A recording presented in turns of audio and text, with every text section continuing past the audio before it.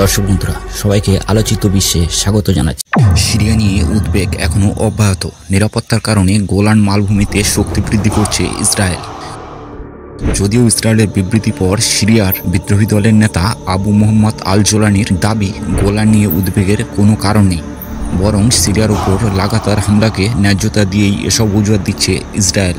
বাশার আল আসাদ সরকারের পতন হয়েছে, কিন্তু সিরিয়া নিয়ে উদ্বেগ কমেনি ইসরায়েলের।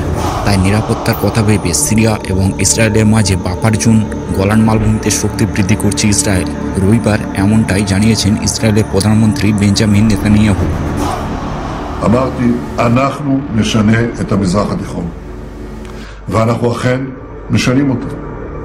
סוריה היא לא אותה סוריה, לבנון היא לא אותה לבנון, עזה היא לא אותה עזה. রবিবার এক বিবৃতিতে নেতানিয়াহু বলেন, এই পরিস্থিতিতে দাঁড়িয়ে গোলানের শক্তি বৃদ্ধি করা অত্যন্ত গুরুত্বপূর্ণ। গোলানকে শক্তিশালী করা ইসরায়েল রাষ্ট্রকে রক্ষা করবে। প্রধানমন্ত্রীর বিবৃতি পরেই ইসরায়েলের প্রতিরক্ষা মন্ত্রী বলেন, সিরিয়ার সাম্প্রতিক ঘটনাবলী ঘিরে উদ্বেগ বাড়ছে ইসরায়েলের।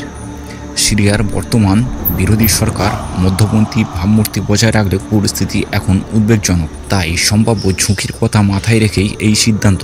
গত সপ্তাহে গোলানের মাউন্ট হেরমন সংলগ্ন বিস্তীর্ণ এলাকায় নতুন করে দখল করেছে ইসরায়েল। প্রতিরক্ষা মন্ত্রী আরও জানিয়েছেন, নিরাপত্তার কারণে দখলকৃত এই অঞ্চলগুলিকে চলতি শীতের মরশুম পর্যন্ত মোতায়েন থাকবে ইসরায়েলি সেনাবাহিনী। গোলানের জনসংখ্যা বৃদ্ধি করার দিকেও নজর দিয়েছে ইসরায়েল সরকার।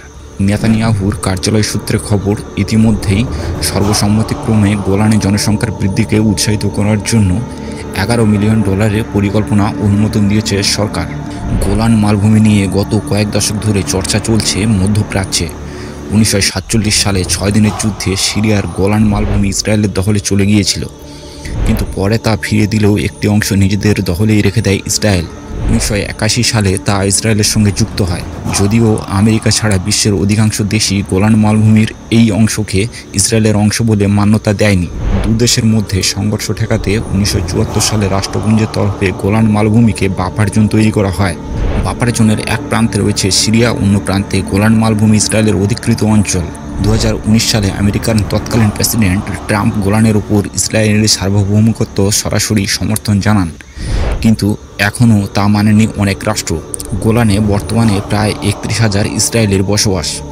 এছাড়াও বাস করেন 24,000 দ্রুজ, যারা আরবের এক সংখ্যালঘু সম্প্রদায়। এরা বেশিরভাগই আবার নিজেদের সিরীয় বলে পরিচয় দেয়। যদিও ইসরায়েলের বিবৃতির পর সিরিয়ার বিদ্রোহী দলের নেতা আবু মোহাম্মদ আল জোলানির দাবি, গোলান নিয়ে উদ্বেগের কোনো কারণ নেই, বরং সিরিয়ার উপর লাগাতার হামলাকে ন্যায্যতা দিতেই এসব অজুহাত দিচ্ছে ইসরায়েল।